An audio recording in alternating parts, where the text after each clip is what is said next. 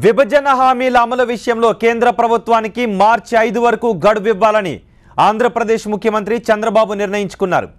కేంద్రంపై అంచెలంచెల పోరాటంలో భాగంగా తొలి దశలో కేంద్ర మంత్రులతో రాజీనామా చేయిద్దామని టీడీపీ సమన్వయ కమిటీలో చంద్రబాబు చెప్పినట్టుగా సమాచారం. కేంద్ర మంత్రులతో రాజీనామా చేయించడం అనేది చాలా చిన్న విషయమని సీఎం అన్నట్టుగా తెలుస్తోంది. మంత్రుల రాజీనామాతో కూడా కేంద్రం దిగిరాకపోతే ఎన్డీఏ కూటమి నుంచి బయటకు వచ్చే అంశంపై నిర్ణయిద్దామని అన్నట్టు తెలుస్తోంది.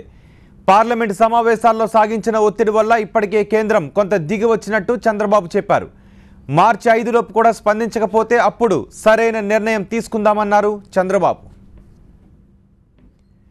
కేంద్రంపై తొలి పోరాటం ప్రకటించేంత వరకు వైసీపీ అధినేత జగన్ ఎత్తుగడలు తిప్పికొట్టాలని చంద్రబాబు టీడీపీ నాయకులను ఆదేశించారు.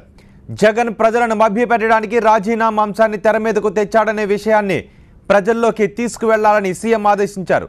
అదే సమయంలో కేంద్రంలో పదవులు తమకు తృణప్రాయమనే విషయాన్ని కూడా ప్రజలకు అర్థమయ్యేలా చెప్పాలన్నారు ఆంధ్రప్రదేశ్ ముఖ్యమంత్రి చంద్రబాబు.